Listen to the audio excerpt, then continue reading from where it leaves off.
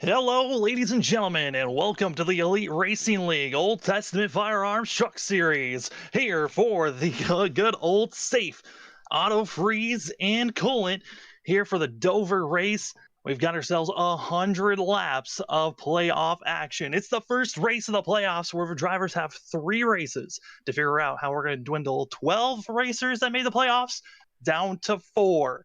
My name is Sam Dyer. With me is James East. James, these drivers, they've got one of the toughest tolls to start off the playoffs. Dover, this track is relentless on tires, as well as you got to be careful of that outside wall coming off the corner.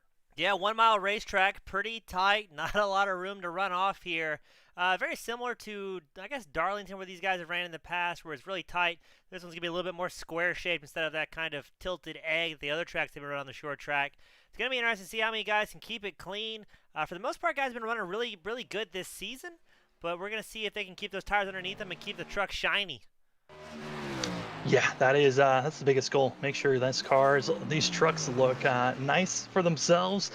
And for these drivers that are racing for the playoffs, we've got 12 of them. Excited to see how they're going to do. Ryan Lutz was on top of the board, but has retired from racing in the Elite Racing League. So, top of the board with the most confidence and control. Austin Beers there with that of Alexander Van de Sant, Chuck Sweeting, Jeff Green, Vincent Isabella, Hank Steinmiller, Matthew Weeks, Blake Barney, as well as Ryan Barbary, Harris Talon, Kendall Noah Player, and your last driver making it into the playoffs is Zach Evans. All these drivers hunting to figure out how they're going to be there at the end as qualifying underway. That is Chuck Sweeting going to be top of the board. Here at Dover, it's a mile course, and it is a very difficult course overall, and it's going to be a lot of patience for these drivers. We still have stages for this 100-lap race. They're going to be having stage 1 at the end of lap 25, then also the lap at the end of lap 50, and then they've got a 50-lap run to the end. This course is kind of like a shootout, only 100 laps. This is going to be probably one of the fastest races we're going to have all year. Yeah, depending on how many yellows these guys put down, if there's one thing we've seen in the Elite Racing Network is that nothing is a given here. The top 10 and week in and week out, constantly changing. We've seen people getting just crashed, making their own mistakes, hitting the walls, or just kind of running out of talent and not saving the tires long enough. And hell, we even saw one week where it was, I think, 3 or 4 hundredths of a second. The winner was decided by somebody not having enough gas. So it's never a given. So it's going to be fun to watch for us here in the booth as well as everybody at home as these guys try and make it happen with 2 minutes left in qualifying. Right now, Chuck Sweeting still top of the board with a 22.563 lap time, with Shane DiMantova going to be in second place, just a couple of hundredths off. And then you've got yourself Christopher Smeltzer. And looking at some of the drivers that are still trying to put a time down, Matthew Weeks, Michael Goodman, those are some drivers to watch out for. Also, Kendall Noah Player, one of those top 12 in points, trying to put a lap time down. So a lot of excitement to figure out who is going to get the best time for themselves. And the unknown is still up in the air of who is going to be making it into the our top 4, because it is going to be a hunt to see who can race in our final race of the year. That's going to be Atlanta. That is going to be a humdinger of a race as well for those drivers. But for us to get there, we've got today at Dover, and then Charlotte, Richmond, and then we get to actually take that back. It's not at Atlanta, it's at Iowa. So even more short track racing. 3 out of our 4 last courses, short track racing. So you better be hooked up and ready to go. Yeah, some of the drivers hate the short tracks here in the announcing booth. We always love to see it because it's great racing, whether they want it to be or not. Currently watching Hank Steinmiller was one of the top cars last week until he got absolutely ruined on the start. Just had somebody drive through him. I talked to that team Lake Norman Motorsports group earlier, and they're happy just to try and keep the trucks clean tonight. Their goal tonight as a team is a bunch of top 10 finishes and try and get into the playoffs tonight. So let's hopefully see if those boys can do it as we watch Steinmiller making his way around. Also, just hitting the top of the board, Matthew Weeks in the 14. He has done a great job. This driver has been consistent and getting up on top of the board week after week. But Hank Steinmiller coming through 3 and 4, staying low. That's where you want to be. The goal, stay as low as possible and carry that speed off the corner. Here comes the 63 across the line, and it's going to be putting them up in 10th place currently, but up to 7th with a 22.636 as qualifying comes to a close. Yeah, 33 drivers making it.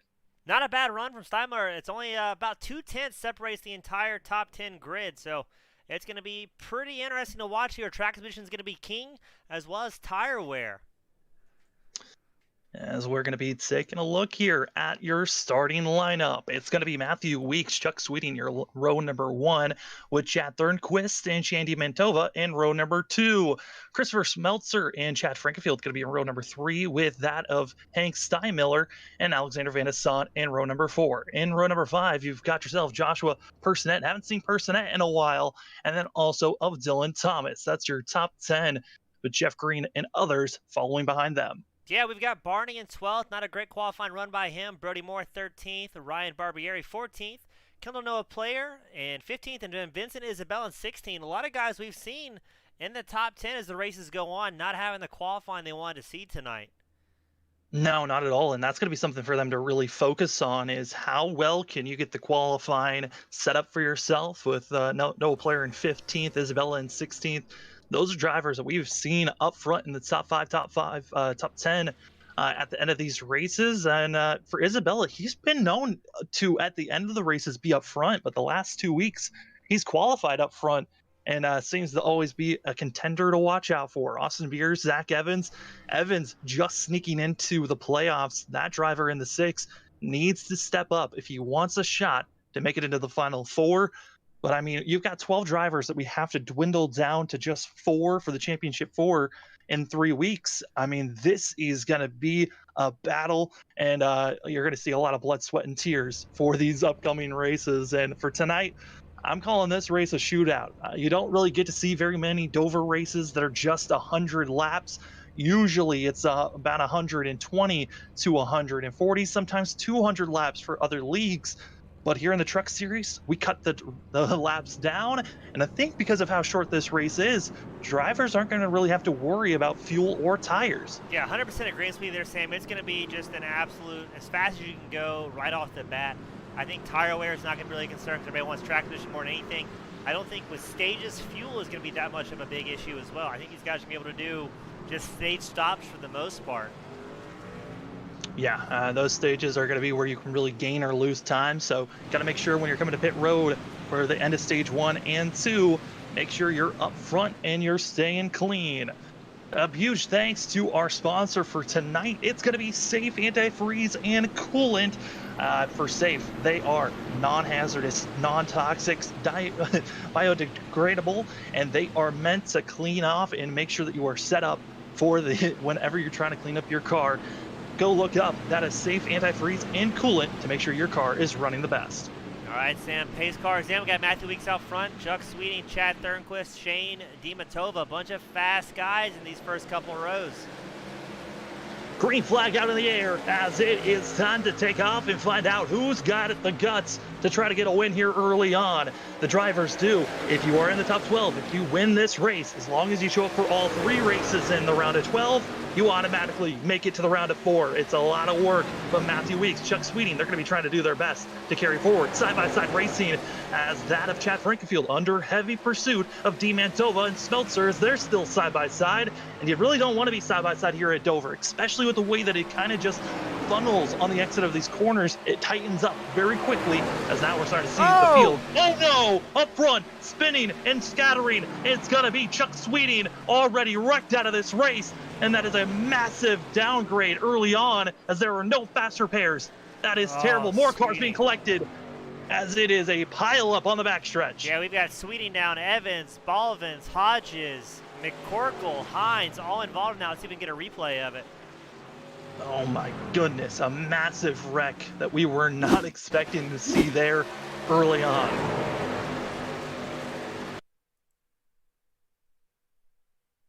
Let's see, it looks like Sweeting gets a little bit of help from behind him. No, Sweeting all by himself. I think the arrow just took off the car, and then next thing you know, carnage behind him. Let's see, it looks like Chuck's Evans was the other guy heavily involved. Both drivers inside of our top 12 points trying to battle for a championship. You cannot have a downgrade like this as hard contact and more drivers piling in. Yeah, Evans just had nowhere to go and runs into him. People checking up. Some people hit him with the old ARCA brakes and nowhere to go. But I think we lost at least 2 or 3 trucks on that. I saw some engines already going to smoke. Yeah, and pit road had to take some tows. That of Zach Evans, Alec Balvance, Cody McCurkle, as well as Jordan Owens, Chuck Sweeting, who initiated all of that. We also had two drivers that did not even start, that of Austin McCurdy as well. Coming into pit road, just trying to get some service done. That's going to be Kendall Noah player, David Westergreen, and I believe also Hodges, but Hodges was involved heavily into that caution, so expecting the 93 to take some time to get some repairs done.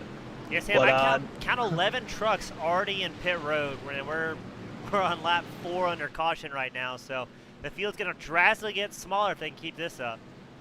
yeah, and that's one of the bigger things about Dover is the track. It seems like there's a lot of space, but where it's kind of a one-lane groove where if cars get collected in an accident, everyone else behind them, there's not really much space to try to avoid these accidents and pileups just like that happens so often here. Yeah, a lot of drivers that know what to do, know how to avoid crashes, just know where to go, and just slamming other trucks. It's still 78 miles an hour even when they are off the gas, so you hate to see a bunch of good names taken out so early into this thing. 26 drivers are back out on course. We're still waiting for Zach Evans, Balvance, McCurkle, as well as Owens and Sweeting to see if they can try to get service done. But we saw about 4, maybe 5 drivers with blown up engines, and I think those are our 5 that we were talking about that have their engines blown. And Blake Barney even typed it in the chat, ARCA brakes, and that is exactly what we saw there. That is something that we could probably see on a YouTube channel with the ARCA Break series. That's a funny YouTube channel to go watch that series. Hands down, one of my favorite. Even those that aren't into iRacing still love watching that stuff. They can appreciate bad crashes, whether it be an online or a real life NASCAR race. So big ups to those guys for getting more people interested in the esports one way or the other. Oh yeah, I think the classical music over all of the carnage that happens down there in the ARCA officials is just tops it off. Up front, still it's Matthew Weeks, Chad Thornquist, Chad Frankenfield, Shane Diamantova, and Christopher Smeltzer, your top 5.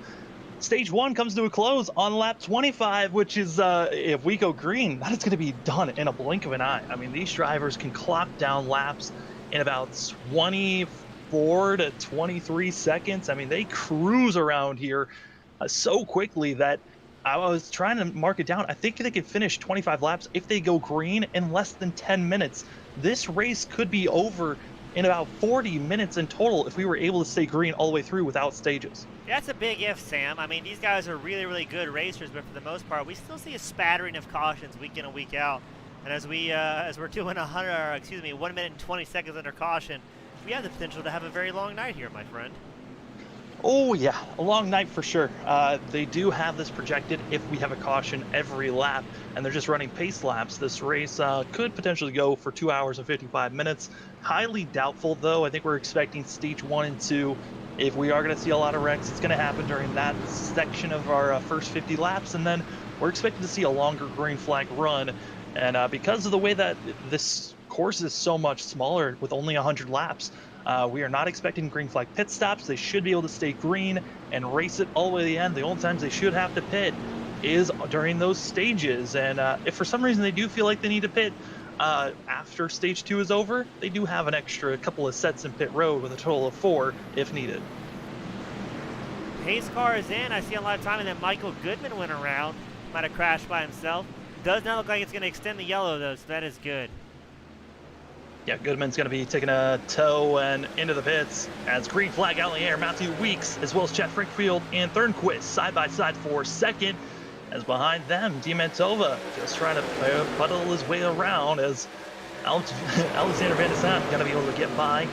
Trying his best on the outside, not able to make the move just yet. Smeltzer still holding strong, and here's the thing for Van de Sant, he is going to continue to fall back if he cannot get down into the racing groove where everyone else is at. Yeah, I'm watching Chad Thornquist. He's chasing down Frankenfield right now, all over the rear bumper of the 15 machine, trying to make something happen. Once you get that close on these trucks, really takes the arrow off and gets that rear end very, very slidey. So good to see Frankenfield holding on to it. He's up 4 positions from his initial start, kind of holding off the pack just a little bit as Week starts to check away from everybody. Yeah, I mean, our top 11, they're really starting to pull away. I'm starting to see some drivers that I'm kind of eyeing of kind of trouble spots. That of Joshua Personette in the 18. He's back in 15th position. He's been getting kind of loose off the corners. Also was about to get a shove from Onson. But I mean, Osborne and not going to be able to. They're surviving for now, but man, is there a lot of time? Just got a report for Zach Evans. He has 35 minutes of required Oh, time. His day is possibly done for the six, and many others that have engine blown. yeah, it's not going to help him in the playoff chances at all. He's got 3 more weeks to try and make something happen. Looks like Thornquist is doing his best to get around. I believe that's Frankenfield right in front of him. He's trying his best for sure. I mean, he's right on the back bumper of the 15 truck, and Chad Frankenfield, we've seen him race a couple of times this season, but he's been kind of mired around the top 10 position. Not really a contender for the win every week, but this is the best we've seen Chad Frankenfield be all season long. Yeah, he is all over. It looks like Weeks right now right in front of him. That was actually a lap truck I saw earlier that I thought was Weeks trying to get a pace, but it looks like Weeks is right there with him, not able to get as much of a run as I thought. He did put down the best lap time so far of a 22.67 with pretty fresh tires and a bunch of friends helping him with the draft, so let's see if he can improve on that a little bit as Frankenfield reels him in. Yeah, I mean, we're coming closer and closer to the halfway marker of stage number 1. This time around, we're at the halfway of stage 1. I mean, just like that, we're done with halfway of stage 1. Lap 13 has come to a start as Weeks continues to race on. But for these drivers that are putting down the fastest lap times, I'm kind of concerned. If you're putting fast laps down currently, does that mean that you're burning your tires up and not thinking about the bigger picture and saving them for the end of these stages? Yeah, I'm not sure how the pace is going to split up on this once we see guys tire saving a little bit versus the guys that are just sitting in it immediately.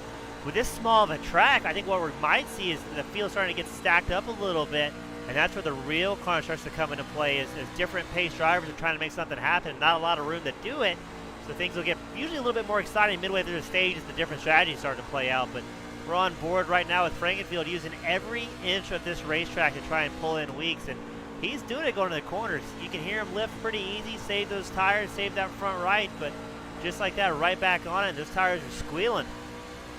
Yeah, I mean, you're coming into this race, I mean, you're looking at some of these drivers right now. Matthew Weeks, he's loving the fact that he's got a lot of drivers in between himself and that of Alexander Van de Sant. Van de Sant going to be the next driver of our playoff contenders, as we're missing, you know, a lot of the guys we're used to seeing up front that are in our top 12 of points. It really was a lot of the drivers coming in every single week, consistent, you know, top 10s, top 15 finishes. That's what placed them in our top 12 of points. And Matthew Weeks, in the last about 3 or 4 races, he has qualified well. It's the matter of fact of can he carry that qualifying time into race pace, and currently he's doing it as we're now at the start of lap 17. These laps are ticking away. Stage 1 about to come to a close in just a few moments. Yeah, Frankenfield's trying to get a little bit of more of a comfortable space on Thornquist right behind him. 0.2 separate them, but here it's been going back between 0.2 and a half second. Right as we say that, Thornquist starts reeling him back in, down to 2/10 behind as Weeks gets about a third of a second gap on Frankenfield. So he's finding something to work, and then these guys are going to run to the the truck's starting to tighten up a little bit as the run develops, and you'll see guys about lap 20, 24, right before the stage ends, start getting a little bit front end pushy and starting to dance with that wall a little bit more. Yeah, also our leaders are going to have to worry about lap traffic here, as Richard Hines as well as Josh Hodges is going to be drivers that they've got to watch out in front of them, both heavily damaged and have to be worrying about possibly being involved. But our leaders are hoping that they can finish out stage 1 before they get to that lap traffic. Drivers that are trying to get into the top 10 and have done so, Austin Beers, he's been doing a great job with himself. Also Blake Barney, his teammate, they're 9th and 10th. They're making their way up through the field, and Austin Beers coming into this race first into points and was running so consistent, and he was kind of one of the favorites to watch out for. Speaking of lap traffic, Sam, it's curious. So the general rule of thumb is you try and yield the fastest line to the lead pack if you can. But here in Dover, the fast line takes up the whole racetrack. So there's not a lot of good places for you to get out of the way of the lead pack as they come around. No, there's really not, especially if you stay high. That's going to be really not helping on exit unless you're able to really slow down and get by everyone. The apron might be the safest place if you're trying to get out of the way. But Chad Frankenfield able to make the pass over Weeks, and Weeks somehow able to get in front of Thornquist, even though I wasn't sure if he was going to be able to find that spot, but does move in between the 15 and the 92. But as our leaders, our front 3, they have really gapped themselves from Smeltzer, and Steinmiller. They're just cruising on where they're at, as well as Van de Sant. and then you drop back till about 11th, and you've just got a hornet's nest from 13th on to like 17th. They are just all nose to tail, one mistake, and they're all caught up in it. Yeah, Vincent Isabella leading that pack in the 42 machine. We've seen him run great every week. Definitely more of a long run driver from what I've seen. So it might not be a stage 1 or stage 2 top 10, but normally as the field starts to crumble, you can expect to see him towards the front at the end of the race. Yeah, I mean, I was talking about Austin Beers and how he's cracked into the top 10. He started only back in 18th. For Isabella, started back in 16th and has moved up to 11th. So you're starting to see those drivers that have started in the back starting to make their way forward. But some of those drivers up front, such as Joshua Personette, started in 9th. He's only back in 12th. Started in 4th, Shane D. Mantova. He's back to 14th. That 20 is going the wrong way. You also look at Marcus, the number 13 machine. He's up 13 positions. Somebody we haven't mentioned a whole lot in previous broadcasts. Not sure if he's a newcomer or maybe I haven't seen him, but he's up to 17th after starting way at the back. Yeah, Marcus Frickeneck, he is someone that has periodically come in. He's kind of like Chad Frankenfield. He comes in every once in a while, more of a Cups and Xfinity, more of a driver. But we are now in lap 25. We're waiting for the 10th place car to come across the line. That's going to be Dylan Thomas. Once he comes across, then we will be seeing the end of stage 1. And just like that, we're a quarter of the way through this race. Time flies when you're having fun when you're having fun with the guys on the internet. And yeah, it looks like Thomas holds on to it. Started 10th, finishes 10th. He's happy. Austin Beers up 10 positions to 8th place in that top 10. So he's made big moves tonight. Well, now that is going to be your longest stage early on. Stage 2 going to be much shorter because drivers going to have that with pace laps. It's going to shorten this down. It's not going to be 25 laps of hard racing. It's going to be more of about 21 to 20 laps. And we're going to be seeing drivers really battling for this second stage. And this has the potential of a lot more cautions happening in stage 2 than when we will later on. Yeah, curious to see if any of these top 10 guys decide to stay out for this stage, if they're going to all come in for fresh tires and try to refresh everything. Looks like, ooh, Thomas has a huge blink in 10th place. Some drivers got to be careful of those blinks happening. Some other drivers that have decided to park it. Michael Goodman, we saw park it. Also, Cody McCurdle is also going to be parking it for himself, as all the leaders now coming into pit road. For some of them, first pit stop. For others, just trying to get a little bit more damage repaired. For those that were involved in our first accident of the day. Yeah, it looks like pretty much everybody's going to come in. I don't see anybody staying out this cycle, so I think everybody's kind of universally deciding, you know what, fresh tires are well worth it. We'll figure out the track position later, but yeah, it looks like 26 cars, 27 cars still out there today. Yeah, I mean, I'm surprised that we had that. I mean, I'm not surprised that we had a pile up in that first wreck, but man, great job on a lot of these drivers. Once we got green, had that little bit of a green flag run, how well they were doing. I thought that we were going to have another quick caution just because of how much there's not a lot of space when you're starting side by side.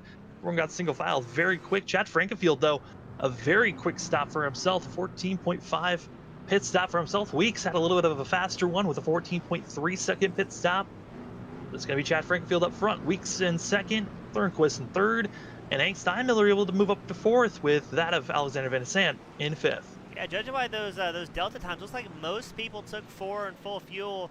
I see a couple guys, looks like they stayed in a little bit longer, try and maybe get some repairs done. Christopher Smelzer with a 20-second pit stop. He's probably got the slowest cycle, followed by Brian Osborne with 19. Jeff Sickles with a 24-second pit stop. So I think those are guys coming in and try and get a little bit of repairs done on their vehicles and try and fix that aero before they go out again.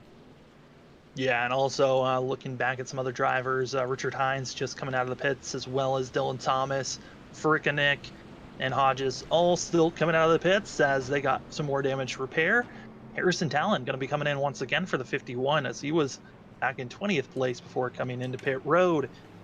Do want to give a major thanks to a lot of our primary sponsors here at the Elite Racing Network. Huge thanks to C2 Freights and Resources. If you need anything large, it's going to be in a freight or small, C2 Freights and Services, they've got you. They've also got an EDI service, which allows you to online see the data on where your package is, where it's being shipped, and where exactly it is. Thank you, C2 Freights and Resources, for being a part. Also, Richmar Flores for being a part of us. Richmar Flores, they're one of the biggest floristries being involved in racing, and They are amazing at last minute gifts, especially like today. It's Mother's Day. If you haven't gotten your mother a bouquet of flowers, go to www.richmarflorist.com to make sure you can get your late Mother's Day gift for your mom. Thanks, Richmar Florist. And then also your primary sponsor of Old Testament Firearms. They pledge to make sure that you've got the best services, access, and they are really there for you, the customer of Old Testament Firearms. As we are getting the cars stacked up, looks like we're going to be going this time by. And, James, we got to see that first stage. It was so quick in just an instant. There was so much action to call. What was your thoughts in that first stage? Yeah, I should have grabbed another bottle of water, Sam. I think for the rest of this race, it's going to be equally as exciting. I think we're going to see some yellow flags in the beginning of the stage as guys come out on slick tires that aren't quite to temp yet. They're going to get a little bit of antsy a little early on. And as the stages progress, it's going to calm down a little bit, and we'll see more measured passes, I think is a good way to put it, as things go on. Yeah, I mean, I think that's a pretty safe call for these guys. I think it's going to be fun to see what they're going to do. It's a shorter stint for these drivers. 20 laps is going to be the run for these guys, as we're going to be racing to lap 50. And now we're going to be seeing how these drivers can attack. Chad Frankenfield deciding to start on the outside. That is an interesting call on his part.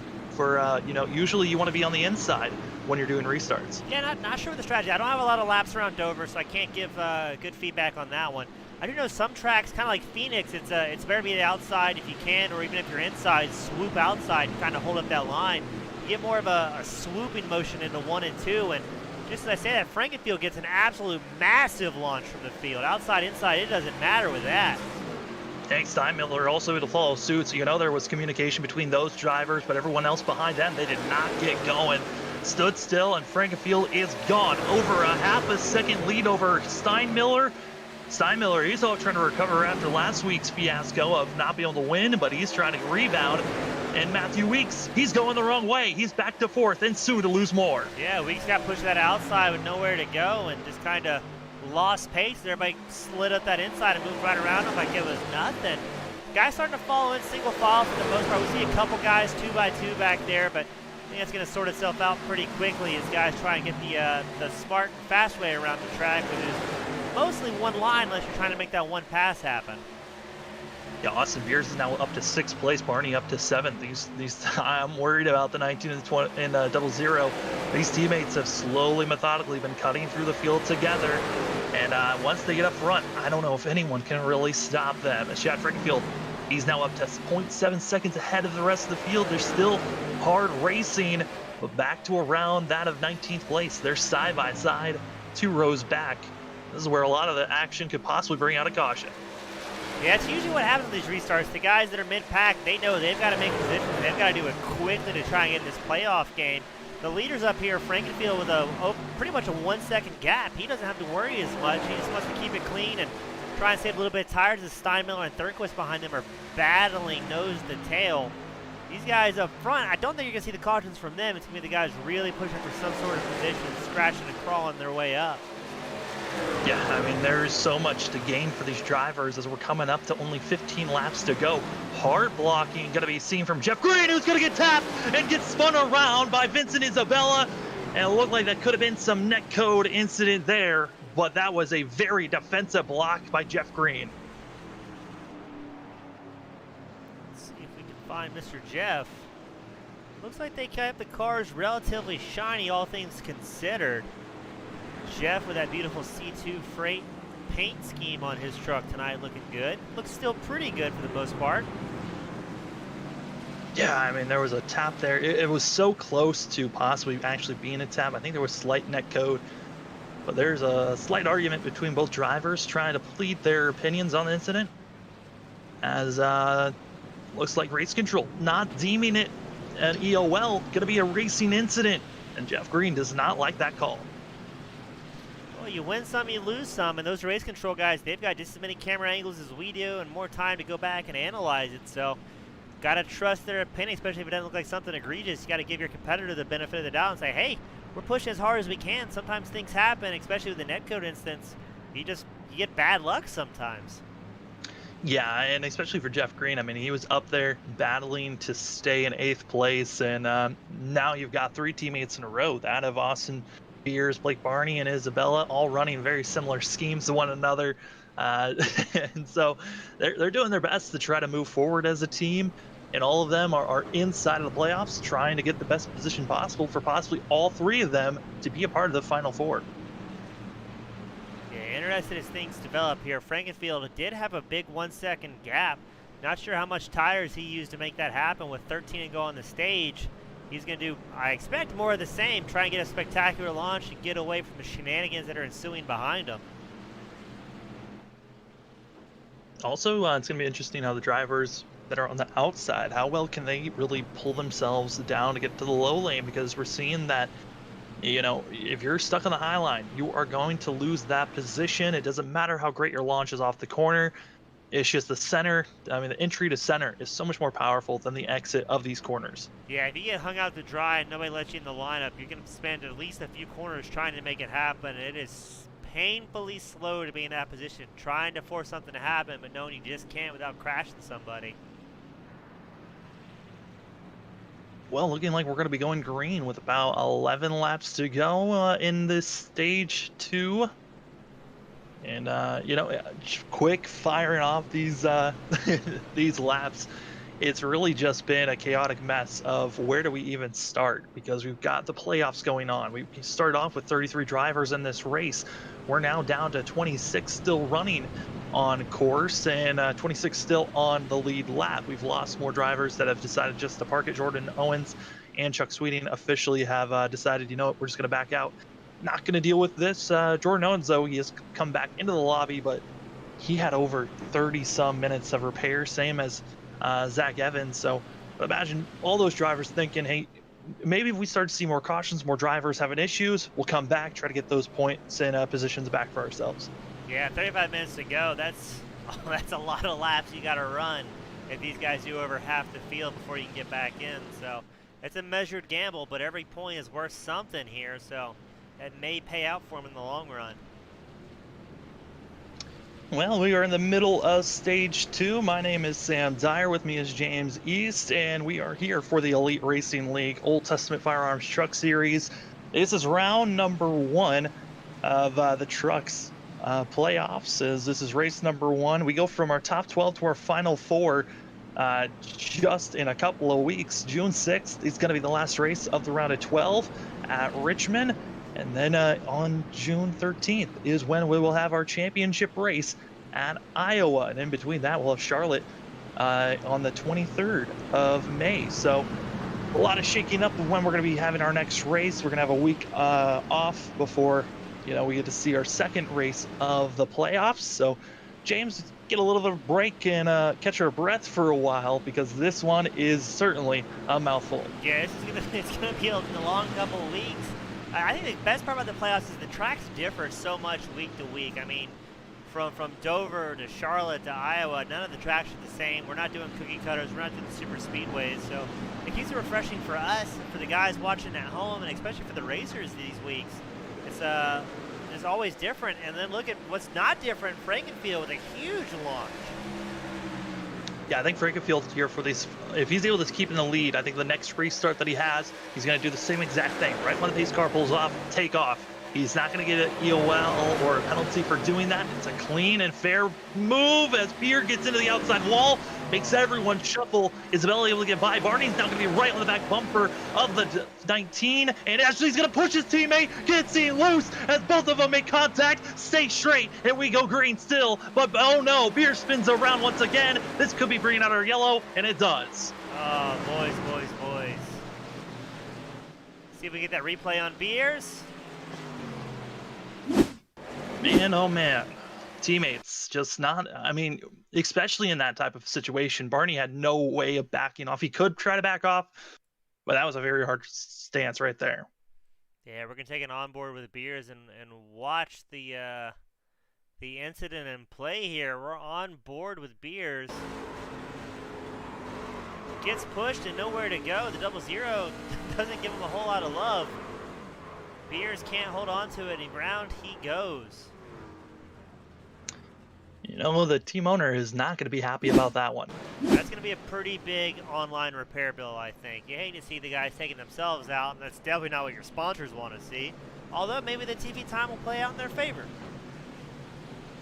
Yeah, I mean, I think for Austin Beers, he would have saved it, but he was drifting up into the pack, which really forced him to say, I don't want to take out more drivers than just myself. And so he then just sent it into the inside wall, which practically ruined Austin Beers' day. He's going to have so much damage to try to repair. And luckily, the stage break is right around the corner, so you can get some repairs done during this caution and then also at the stage break. Yeah, he's going to try and take every little bit he can, stay on the lead lap, and all right, he might even be worth going a lap down at this point if he can just stay with the pack and try and get that lucky dog if it's good play. Yeah, I mean, there's no one else that's a lap down, so you might as well take that type of a hint. But there's a lot of drivers coming to pit road. We'll see if anyone wants to try to be a hero type of a move. Austin Beers, he's going to now take a lot of damage. Also, the 08 coming into pit road. Zayshawn Dura, who's going to be getting some service done for himself and going to get back out there on course. I think for these drivers that are coming into pit road now, they're thinking, hey, we can make it to the end. We'll take our service now. So we have that track position when the stage break comes along. Yep, that's going to be the long play tonight. Go for the undercut on lap 43 here and try and drag it out to the end, hoping for no more yellows. I'm not sure how that's going to work, judging by what we've seen so far. I'm not the biggest fan of that call. I really don't like the fact that some of these drivers are going to try to plan out for that. I mean, it's an excellent call to try to get track position because you never know. There might be a lot of carnage happening in the back, more cautions coming out, and drivers thinking about taking, getting fresher tires, or if there's enough cautions, even if you have old tires, you can break out to a lead if you're going to be the leader. There's a lot of what ifs and a lot of factors you're going to be hoping for if you're going to have a chance. Blake Barney, after spinning out his teammate of Austin Beers, is going to get hit with an EOL, so he'll be starting at the end of the line as drivers are trying to get lined up and set up for us to go green once again. Yep, Frankenfield's going to be back out front for the restart. I guess we'll see him in the 63 machine of Hank Steinmiller do a little bit of coordinating and try and get those patented launches again. Steinmiller, the guy who got absolutely destroyed last week, he just said, my biggest goal is to keep it clean tonight. So let's see if he can keep doing that as he's up 5 positions. Yeah, Steinmiller coming into today's race 7th in points. So if he wants to point his way into the next round, he's the leading car of those that are in the top 12. And then behind him, we got Matthew Weeks and Alexander Van de Sant, Isabella, and Jeff Green. Barbary's in 9th. Those are some of the drivers that for Hank Steinmiller, he's got to keep his eyes out. He's racing those in the top 12 of points. And yes, I know these drivers are always thinking, I want to get the win. But sometimes you got to think of that bigger picture, and you might need a crew chief or a spotter telling you and reminding you of what the big picture is. Yeah, it's nice to have that voice in the back of your head saying, hey, keep the car clean. All you have to do is get an 11th. Because as racers, you're going, go, go, go. I need to get the win. But sometimes that 8th place is all you need to make it to the long run, and that's what pays the bills is the championships. Yeah, I mean, especially right now, Steinmiller comes into this race, believe 2 points out from the top 4, and Chuck Sweeting was that 4th driver coming into today's race. He wrecked out. He's going to finish back in 31st position, so a lot of points to be gained, and Chuck Sweeting is now being placed into a spot where he's going to be in a must-win scenario. Other drivers like that, I mean, Zach Evans, who snuck his way in, he's going to be in a must-win scenario as well. And this is a tough and tall order for a lot of these drivers that were caught up in that early wreck at the start of this race. Yeah, I agree. I think a lot of these guys are going to have a really busy remaining 3 weeks of the playoffs trying to make something happen. And then the longer the playoffs go on, you're going to see a little bit more desperate driving. Right now, things are calm. The guys that are close are going to drive what they can, keep the car safe, and try and get it. But as the weeks progress, you're going to see a lot more, I've got to do this mentality. Pace car rolls off. The next flag, if it's a yellow flag, should end our stage as Chad Frankenfield once again gets a great launch.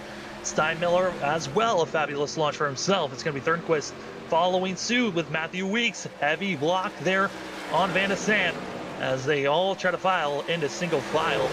They will do so as Thornquist up front now going to be trying to make a pass here on Hank Steinmiller, trying to gain a position here as they're side by side for second place. Yeah, he tucks it low, makes it happen. He's going to try and do a little bit of a slide job, get in front of him, but it's the Frankenfield show right now as he's continuing just getting spectacular launches and using every little bit of it to his advantage. But Thornquist knows he has the pace to run with him. He's going to try and track him down and try and take that spot for Frankenfield.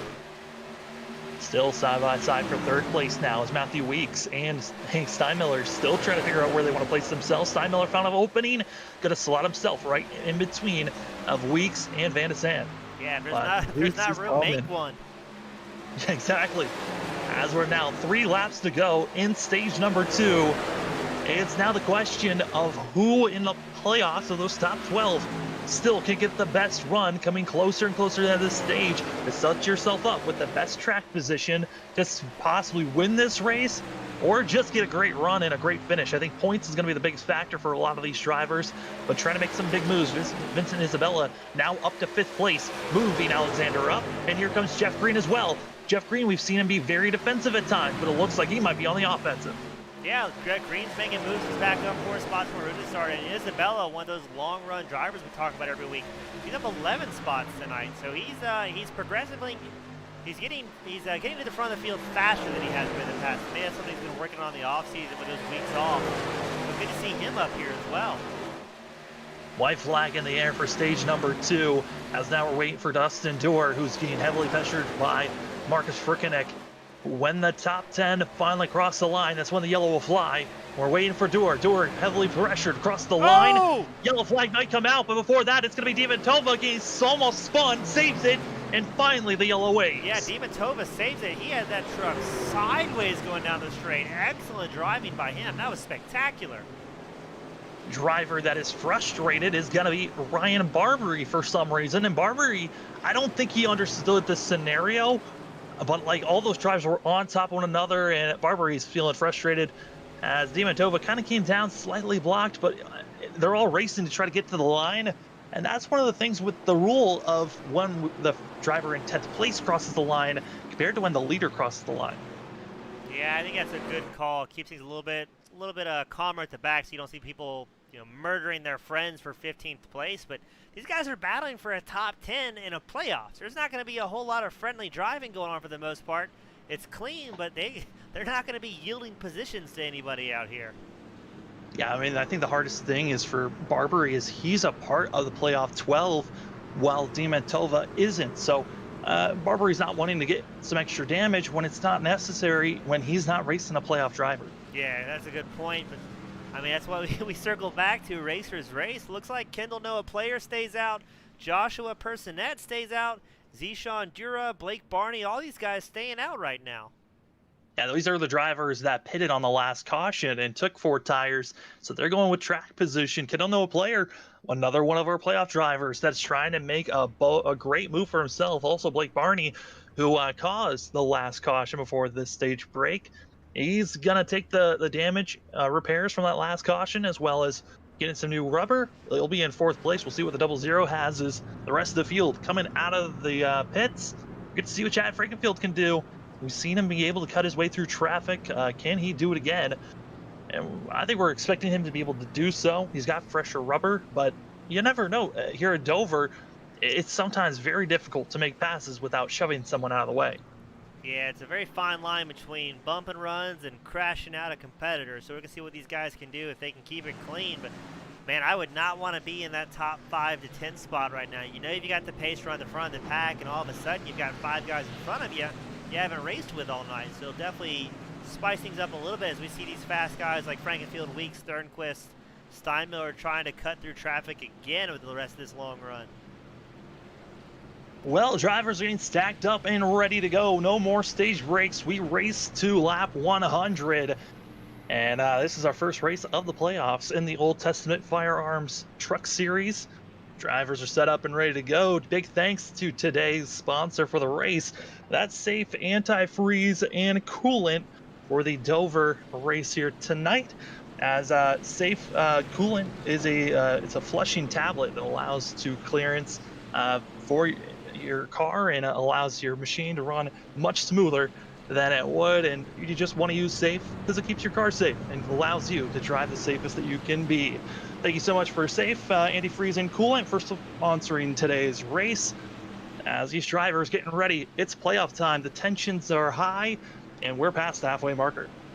Now, it's be interesting for me to see, Sam, is Frankenfield. He's been getting spectacular launches when he's at the front of the pack, but no more. He's got 5 cars in front of him. He can't get that huge launch anymore. Yeah, that is it's going to be one of the harder things for these drivers to really try to figure out is for Frank Field. We've seen him cut his way from where he started up to the lead, which he started in sixth, was able to move up to the lead. He'll now be starting in fifth place on the low side, so it'll be the third truck on the inside. It's not a bad place to start if you're going to be making a charge forward, especially with seeing the double zero with some front end damage and some other drivers, what we haven't really seen up front, older tires. I think Chad Frankfield in a prime position to move his way up front. Yeah, interesting to see how this compares. There's a lot of fast guys up there. Barney, somebody we used to see running up front when he's not having issues. We know he has the pace, but like you said, 10-lap older tires than the rest of the field. So it's going to be a very, very exciting restart. I'm looking forward to this. Well, slightly older tires. We'll see if some wheel spin also going to be a factor because if we see a carnage up front, especially in our first two rows or three rows, that is a lot of trucks that could be collected in another pile up, like our first caution of the day. As they're on the back stretch, James, I think now's the time to make our call. We're past the halfway marker. Who do you got that you think might win this thing? Let's see. I'm gonna go with Steinmiller again today. He had bad luck last week before he ran off the track, so we're gonna see if he can do something. Probably sitting in seventh, right where he started. It's a tough choice between Steinmiller and Weeks, but I'm gonna go with Steinmiller this go around. That's a solid pick. I think the easy pick would be Chet Frankenfield, but I'm going to go with Vincent Isabella in that 42. He's back in ninth. We'll see if he can make his way through the field as Kendon Noah Player takes us to the green, and a great launch for himself and Barney as some penalties being thrown out. Drivers trying to get that clear, and they will get clear as Frankfield stuck in sixth place and continues to get swamped because of the older tires. Oh, Zayshawn, huge block there on Frankenfield. Going to be putting the 08 down below. They're three wide, Frankenfield as well as Isabella and Benasan. And here they come as Frankenfield gets dropped from sixth all the way back to eighth place, which is going to be leaving us with that of Matthew Weeks up to fourth with those fresher tires and moving past that of the 18. Huge shakeup early on. Chad Frankenfield looked like our favorite, but now he is heavily pressured as it's 2x2x2 and almost three wide behind them. Man, the restarts never fail to amaze here. Guys push as hard as they can. Different tires as well, so some guys are going to be a little bit tighter with slightly worn tires, and the other guys are going to be a little bit looser since they just came off pit road. Nobody unafraid to hold it wide open and see what happens as we go into this. Matthew Weeks is easily cutting his way through, and Thornquist is deciding I'm just going to follow the 14, and same with Isabella, as it's going to be Joshua Personette just being a block right now, stopping the charge of Frankenfield, but Frankenfield has finally gotten underneath the 18, but a huge block by Personette, costing Frankenfield a little bit of space. He has to do a shallow entry, and luckily he's got the grip that allows him to make that type of a turn as Weeks is up to second. Yeah, not going to be able to pull those moves longer on the run because people are going to get run out of tires and somebody's going to plow into you whether they mean to or not. At the very least, it gives them a good excuse to, and they can just say, hey, I'm sorry, I'm tight. But, man, these big old blocks this early on, it's a good indicator of how things are going to go for the rest of the race, I believe. As for the lead, Matthew Weeks, he goes to the inside of Blake Barney and easily going to be making that pass as Thornquist still hounding the back bumper of the 14. Vincent Isabella is still there as well, but Chad Frankenfield, he's gotten by Kendall Noah Player, and now trying to make the charge to move forward. And this is when those tires, you've got to be careful, as we are now 40 laps to go in this race.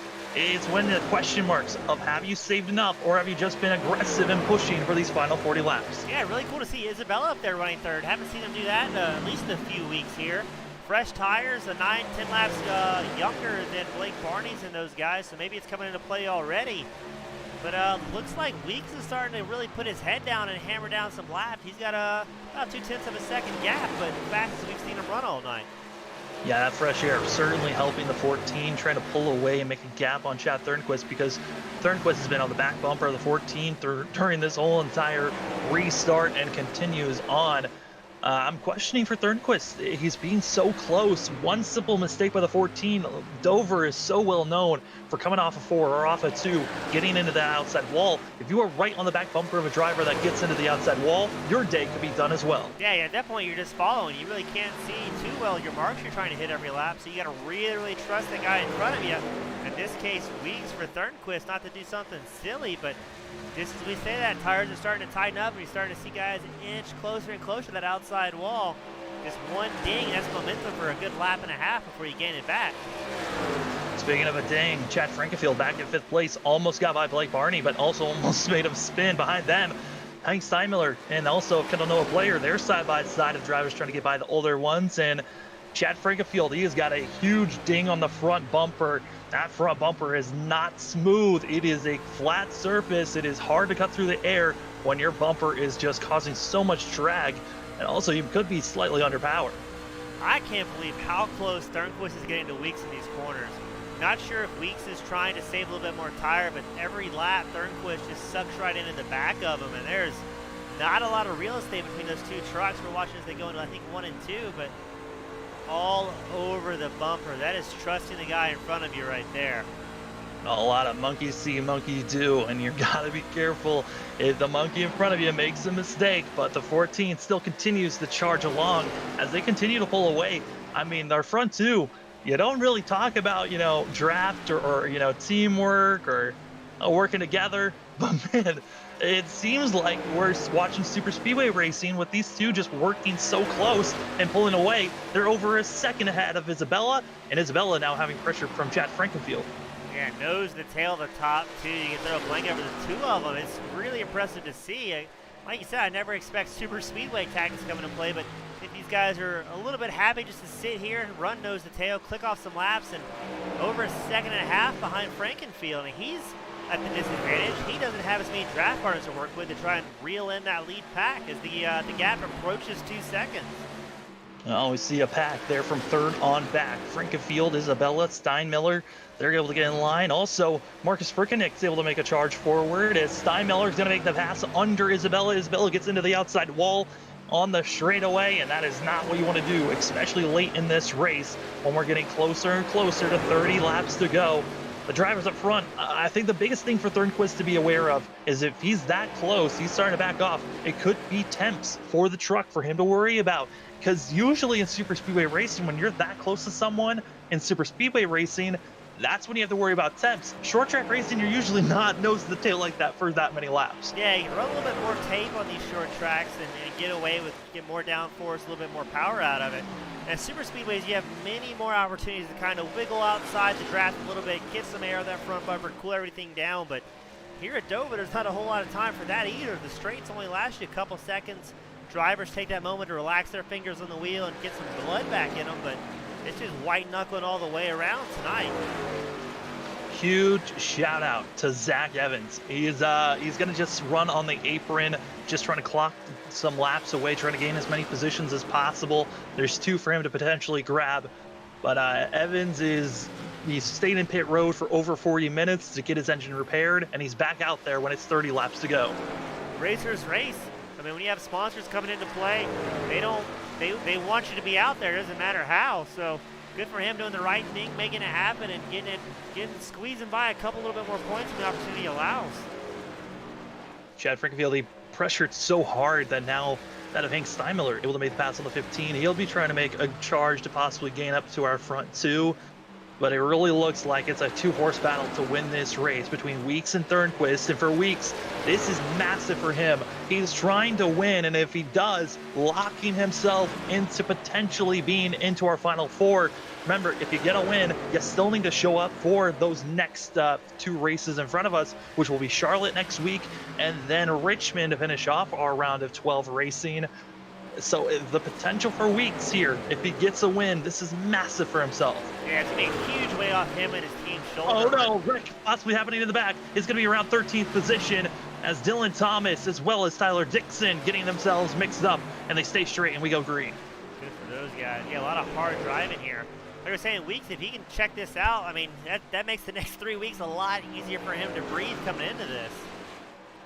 Oh, it would be huge for him to get a little bit more help for himself. I mean, if you can get any type of breather, especially because you've got 12 dwindling it down to your final 4 and just 3 races, I mean, that is so much pressure, especially for some of these guys that we expected to have good runs, like Chuck Sweeting, who got taken out in lap number 1. I mean, you don't expect to see those types of things this early on in the playoffs. Yeah, 24 to go. I was looking at live timing. Steinmiller's inching closer and closer to Thornquist, starting to catch that draft.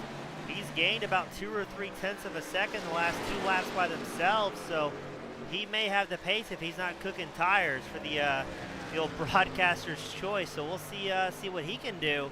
He's getting there with that lead pack, though. Yeah, I mean, he got taken out last week after having such a great run for Hank Steinmiller. He looked like the favorite, got completely turned around and taken out of the course. And now this could be a redemption for Hank Steinmiller. Again, Steinmiller's one of those drivers, if he wins, could be locking himself into the Final Four, trying to gain as many positions as possible for himself. And everyone's pretty much single filed out until you go back to ninth position. We got Brody Moore, Vincent Isabella, Smeltzer. They're all three drivers stacked on top of one another. And it looks like we're just seeing little pockets of three drivers racing hard, trying to get by one machine. And Isabella, he was so aggressive early on, but it looks like some of the damage he's ensued during the hard battles after the restart. The 42, he's falling back quickly. Yeah, I hate to see that from Isabella. One of our favorites to watch and call every week. Towards the race progresses, he gets higher and higher up. He's kind of doing the opposite this week. Stage 2, he was way up there, and now things just aren't going his way. Look at this, Sam. Steinmiller less than a 10th behind Thornquist.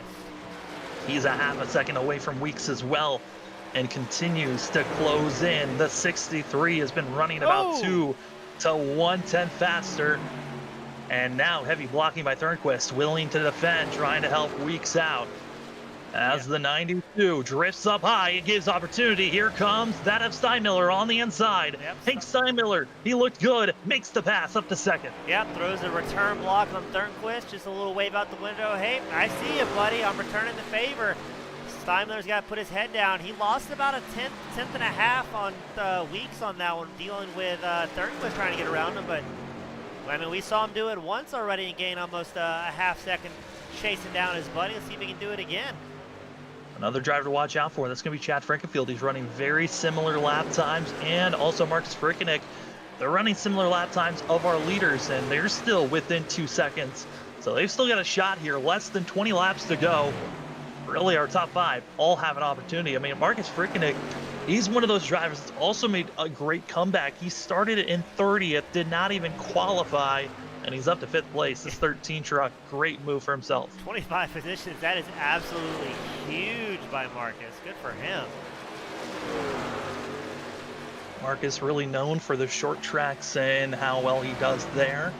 So I think he's excited for the playoffs. Now 3 of the 4 playoff races are short track races, so expecting to see the 13 truck try to show up to these courses and put on a great showing.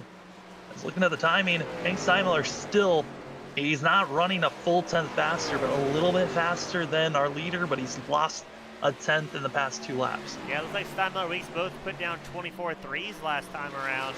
I mean, almost a second and a half off from their best of the race, so tire wear is definitely coming into play on this go-around. Curious to see how much slower they get, who's been saving any tires at all. Not sure if Weeks has some in reserve as the gap's still hanging around 7/10 of a second, so it's his show right now. Interesting to see how things progress. Yeah, I mean, our front 2, they are the fastest trucks on course. They continue to pull away and clock some very quick lap times. I'm just so surprised to see that they are doing as well as they are. I mean, Matthew Weeks, Hank Steinmiller, they're in our top 12 battling for a championship. Alexander Van de Sant in 6th place. He's also challenging Jeff Green in 7th. They are doing everything in their power to make sure that they are trying to get as many points as possible to possibly be in the top 4 for the championship race. That's going to be in June 13th at Iowa as the laps continue to click away. I will say I am absolutely astounded. I hope I don't hit it with a commentator's curse here, but they've been able to keep it pretty green this go around, so I'm surprised to see that much of a long run develop. Well, if we're going to be seeing a wreck, I think it might happen in 11th place. This is Isabella and Dylan Thomas. They were about to rub each other off the course when you said that, but you know, I got to give props to them as well. I mean, we saw the early wrecks. We thought, hey, there's a potential of a lot of wrecks happening in the first 2 stages. And, you know, there were a few there, but I think we were expecting a lot more to carry forward. That first wreck took out so many drivers. I think everyone realized, hey, let's be a little bit more patient around this course. Yeah, I hate to see it. And then gap to the lead from first to second, little under half a second now as Steinmiller trying to make something happen. He's not much faster than Weeks lap in and lap out here. Looks like they're both within a tenth of each other, so with 11 to go. Not sure if he's going to have it or if Weeks has something in the tank and some spare tires saved for him. The worst thing that could happen for, I think, Steinmiller or Weeks right now is a yellow. They want to run this out as long as they can. Yeah, I mean, if there's a yellow that comes out now, it is a big old question mark of, do I even want to test coming into the pits? Because whoever comes in the pits, everyone else behind him are gonna follow suit, unless you're the leader, which everyone else is gonna do the opposite of you. Yeah, But exactly. man, are they still challenging? No, not at all. It's less than 4/10 though. Hank Steinmiller is coming with a head of steam here as it's coming to 10 laps to go. Steinmiller is now on the tail bumper, and he is closing in slowly, but is it a chess match where we're seeing some fake outs here from Weeks? Is he possibly trying to save for these last couple of stints? But right now, Hank Steinmiller is gaining. Yeah, less than, looks like about 3 to 4 tenths separate on that last lap around. They're within a little over, not half a tenth maybe? It's really, really close. Steinmiller's giving it his all, but I guess that's the big question. Does Weeks have anything left in reserve where he can hammer down and kind of keep dangling the carrot in front of Steinmiller? Also, some lap traffic going to be in front of our leaders, so the potential of them being a cause to watch out for. In front of our leaders, that's going to be Richard Hines, as well as Joshua Personette. They're on much older tires than the rest of the field, so it makes sense that they have been losing ground. But at the pace that our leaders are catching up to them, lap traffic will be an issue here on the last part of this race. This is going to get exciting. 2 tenths separate first and second. He's got a huge gap behind him, that Thornquist. Lap time's almost identical going around this racetrack with 7 to go, so I am not sure how this one's going to shake down. It's going to be fun to watch, though. Lap traffic has indicated that they will stay high, which is going to be in the timing. It's going to be throwing off Weeks just slightly here, which is now giving time to Steinmiller. Oh, Steinmiller's there. I mean, it was a great call by Richard Hines. He was trying to notify that he was going to stay high, but the timing just did not work out. It hurts Weeks. Here is Steinmiller. He's right on the back bumper and just waiting for the potential chance to make the pass, but he's in striking distance if he ever wants to send it in and use that bumper to get the leader out of the way. Yeah. But there's a little bit of pockets of lap traffic here or there, and I don't think there's going to be a lot of clean room. It is going to be lap traffic influencing the end of this race. Yeah, 5 laps to go. This is going to get exciting. All right, as they get on lap traffic, they tuck in. Steinmiller's still all over Weeks. Neither one of these guys are dirty drivers. They're going to do their best to race clean and try and make it happen. But, here we go.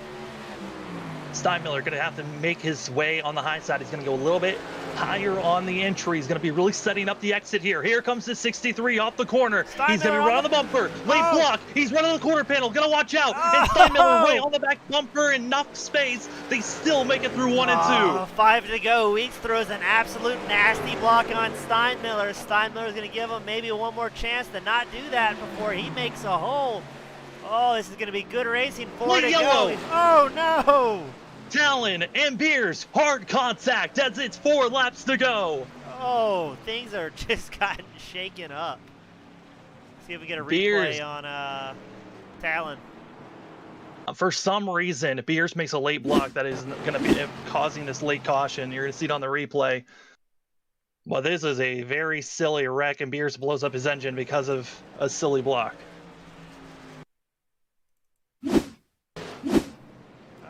Missed it. Let's back that bad boy up. Round and around they go. Well, that one is we were expecting an entertaining finish. Oh! And yeah, it's just a late block that just did not make sense, and then Beers just continues to send it into the 51. I don't know why he's frustrated. I don't know why he ran into the 51. He's the one who made the late block and caused that wreck. Yeah, but our leader, Weeks and Steinmiller, stay out. There's about 6 other drivers that follow behind them. And the driver leading into the pits, it's Thornquist, Frankenfield. They're going to be all the way back in 10th place or even further back. Nope, 10th and 11th is where we're going to see the freshest tires on this green-white checkered attempt. Oh, my poor heart can't take it, Sam. This is going to be spectacular. It's only 1 attempt at a green-white checker. This is it, our final restart for round number 1 of the playoffs. And for the safe anti-freeze and coolant 100 at Dover, it can't get more intense than this. We started to see Weeks and Steinmiller battling it out there with 4 laps to go before a late caution came out. And now it's the question of how far is Thornquist and Frankenfield going to be able to charge their way forward? Frankenfield's only going to go with 2 tires, trying to get a little bit of an advantage for himself. See him really gaining that many positions, but Beers has a blown engine. He'll have to go into the pits. So Frankenfield should move up to 9th, which will leave him on the inside, but he does not have enough time to move from 9th up to the lead. No, I don't think so. Even fresh tires, if you're 2 seconds a lap faster, I don't think it's going to be quite enough. But I promise you that it's going to be very exciting with these mixed tire sets thrown in here. Oh. Oh boy. Well, we have a good feeling that Weeks is going to get the best launch here. We've seen Frankenfield. He was getting great launches as the leader.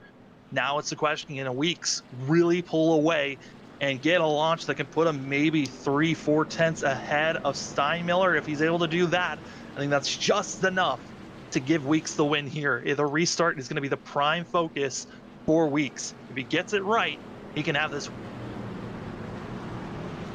Yes, Sam, because as far as tire wear goes, these guys have used everything up with 3 to go. I mean, it's one of those frustrating situations where you're pushing as hard as you possibly can, but there's just no tire left to do it. So it's going to be a very frustrating slow race for these guys to edge out every little bit of traction they possibly can, but I'm not sure how it's going to happen if they're going to get run over from the guys behind them.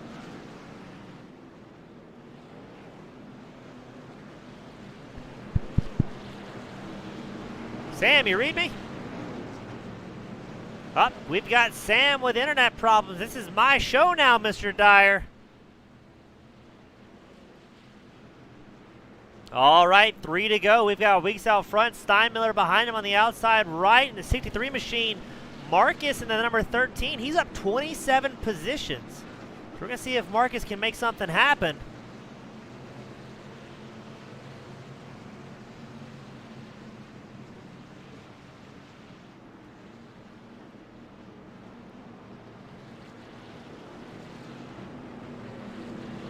Sam still not connected for some reason. Looks like Discord might be having problems tonight, my friends in the broadcast booth. We're going to watch. Sam, you read me? I'm here. There we go. Discord did something funny. Oh, getting all finicky on us. Even it's excited. Oh boy, it's it. Our one attempt at a green-white checkered overtime racing here for the safe anti-freezing coolant 100 for the Elite Racing Old Testament Firearms Truck Series. It's race 1 of the top 12, playoff time, and this is wild. This has the potential of locking in Weeks, Steinmiller, Green, who's going to be locked in to the final 4. This one attempt could give us that choice of who's locked in first. Weeks as we wait. Who's going to get the restart? The field. There he goes. G Green. Oh no, Jeff's got a terrible start. We stay green, still no yellow, now yellow waves. Matthew Weeks is up front as they're all piling up. They're flipping all the way in the...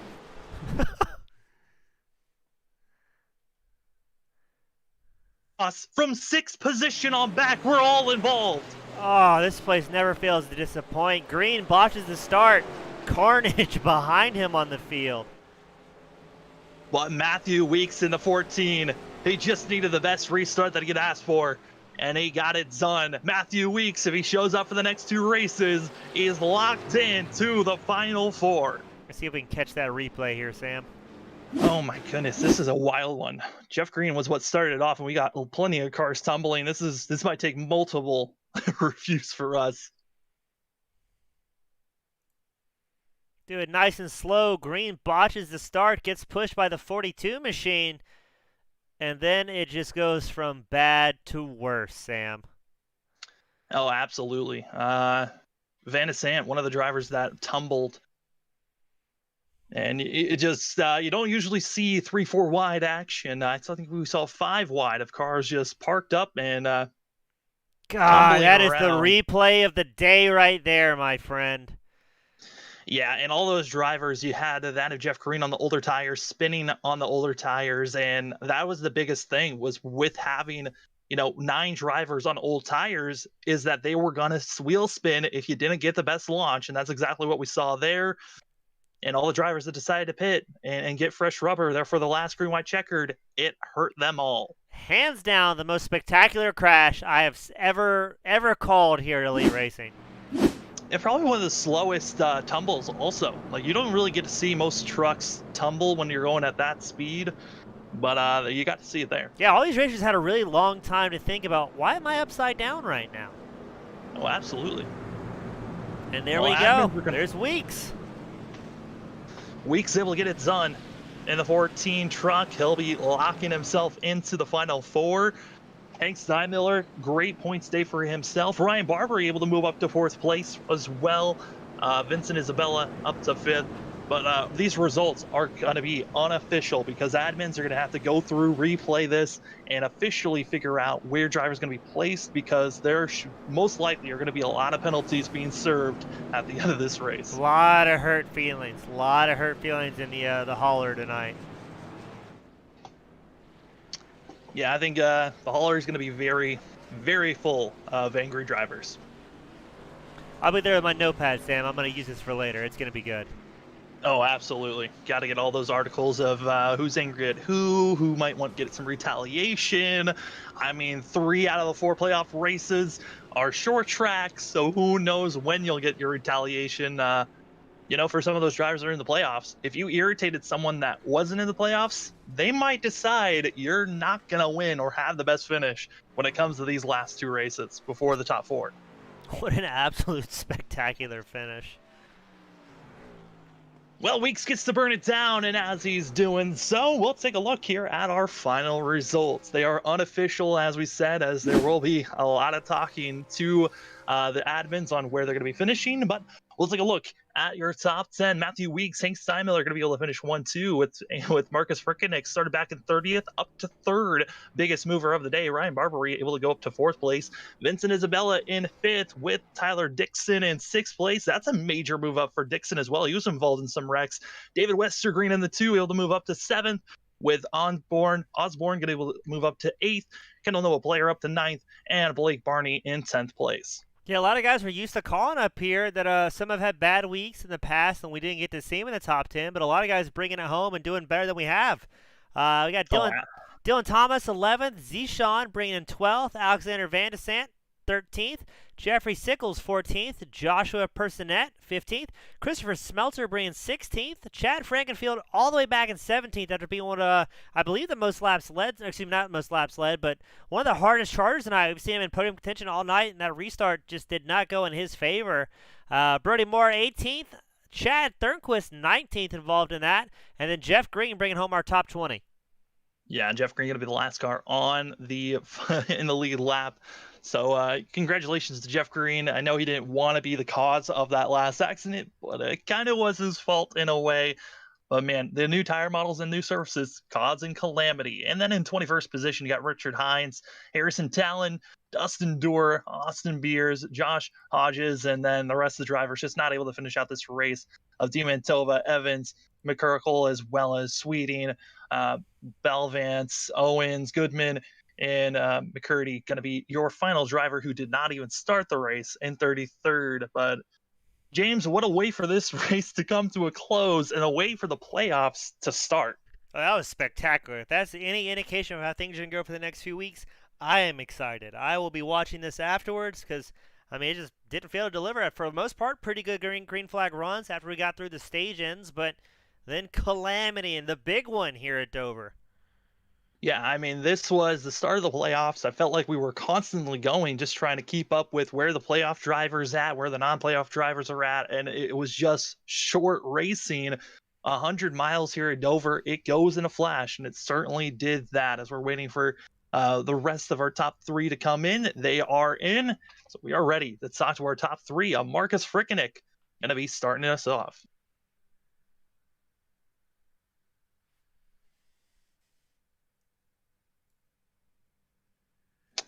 Hey, Marcus, it's Sam and James up in the booth. You got us? Yeah, I got you. Well, you didn't qualify, so you had to make the most moves through traffic. How did you survive getting through traffic and being up front? Honestly, I don't know. I tried to qualify. I messed up on one of my laps. Tried to reset and redo it.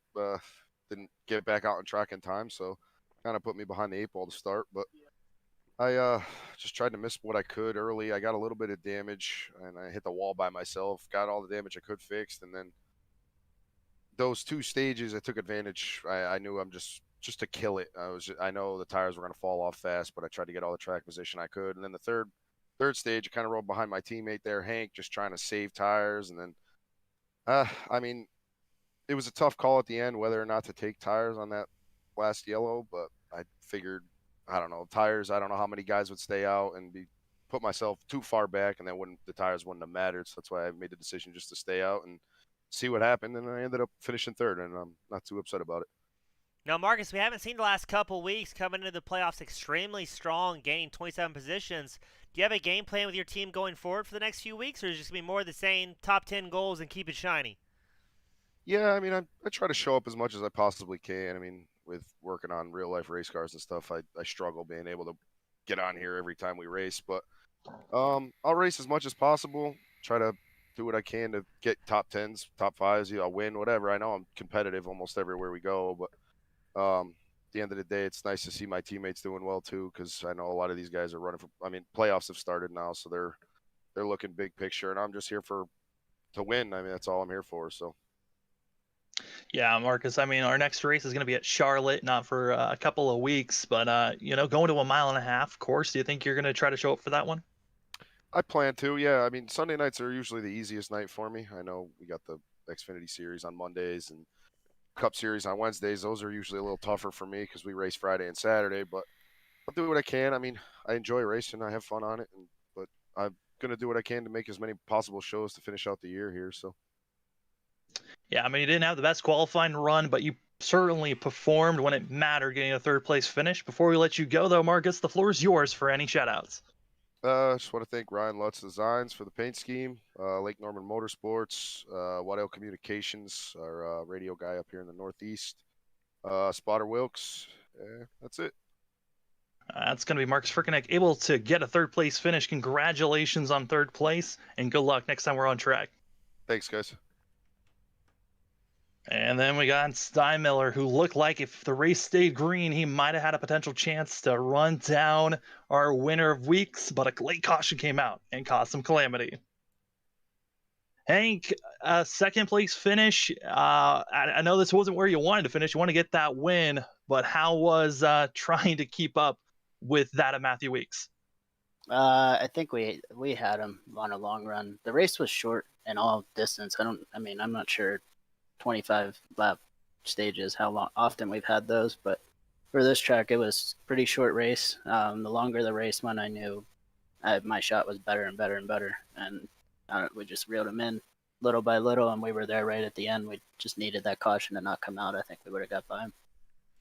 And Hank, I talked to you before the race about you getting Punterino the week before, and the rest of the Lake Norman guys said, we're trying to keep it clean, top 10.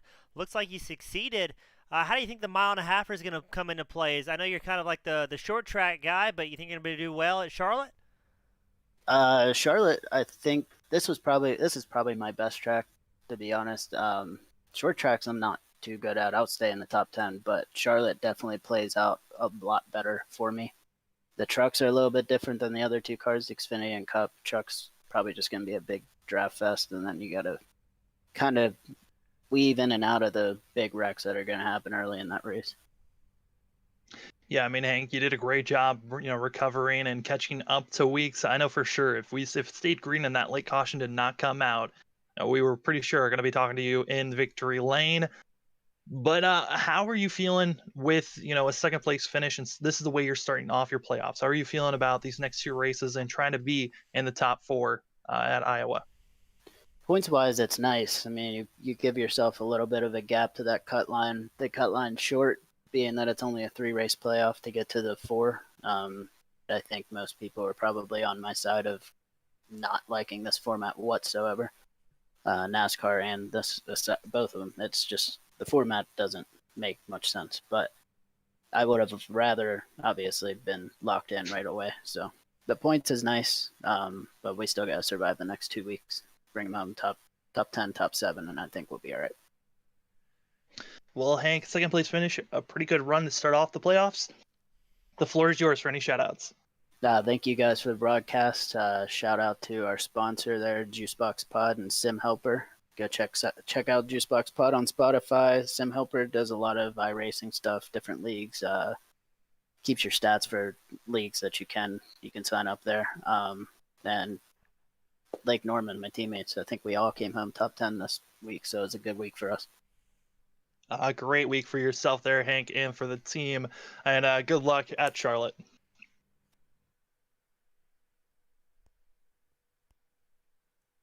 Make sure it goes down the right pipe because I am struggling. Don't you go dying on me, Sam. Oh man, that was close. Well, before I start, choking again, we're gonna bring out Matthew Weeks. Matthew Weeks getting the win here at Dover. It was dramatic and certainly some late cautions falling into your hands. Matthew, how you feeling about this win? Hype, man. Locked into the championship race now, man. Excited. Oh, it is amazing to see that you're locked in. I mean, you really look like you had one of the most dominant trucks out there. Hank came out there late when the run was getting a lot longer. But, I mean, how was it trying to stay focused there knowing you only had one attempt at a green-white checkered and you didn't know if a caution was going to come or not? It was hard because I was all my mind I was thinking, where's the fresh tires at? They're only like 5 rows back. But as previous things, every time we have a green-white checkered, people just it gets really intense, and there's most time a wreck. So that's why I stuck with it. Knew it would come out good. So, Matthew, we saw an absolute textbook block that you put on Steinmiller in that final run. How much do you have to trust your competitors and not drive through the back of you when you guys are both dicing back and forth? Yep, you read me? Weeks, you there? Yeah, you hear me? Yep. Dyer, are you there? Yeah, I'm here. All right, we're good. So, Weeks, I was asking, you threw a textbook block on Steinmiller towards that last run. How much do you have to trust your competitors and not drive through your truck when you're both battling so tight for laps on end? Me and Hank, we've had a lot of good battles, raced hard with each other. I know he wouldn't wreck me, so I just wanted to protect the inside. Right, it looks good from our point of view. Yeah, appreciate it, man. Yeah, I know you had Hank there. You also had Thornquist on your back bumper for a while. It was really fun getting to watch all of you guys on top of one another.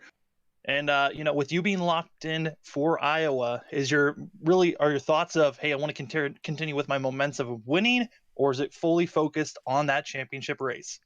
I'm still gonna go out and try to win a race. I think Charlotte's next, and that's one of my better tracks. So I definitely want to win that one. Well, Matthew, you had a great run here today. I can't wait to see what you're going to do at Charlotte. Before we let you go, though, the floor is yours for any shout-outs. Thanks for Jordan, Jordan Owens for sponsoring me, SMR Productions. Love them. They do a lot for me. John, who made this quick little black scheme, looks good. And all the Pro Edge guys, man. I'm glad to do this, man. Put in victory lane for these guys. It means a lot. I mean, it was a great run. Exciting for us to call.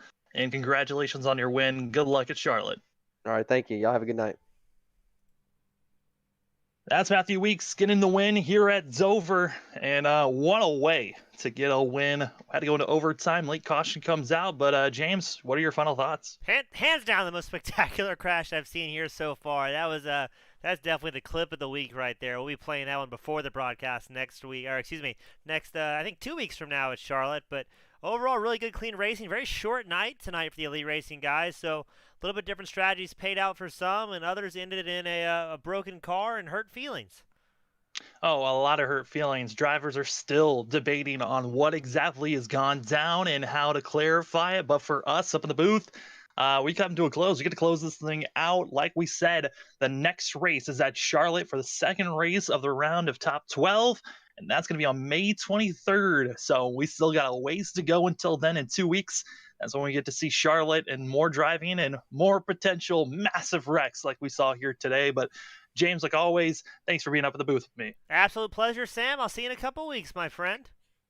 It is exciting. Here tonight, Matthew Weeks locks himself into the Final Four. There's 3 more spots to find out where they will be placed. Will Weeks continue to win, or will we see other drivers punching their tickets to the Final Four? Exciting racing to continue on, but we'll see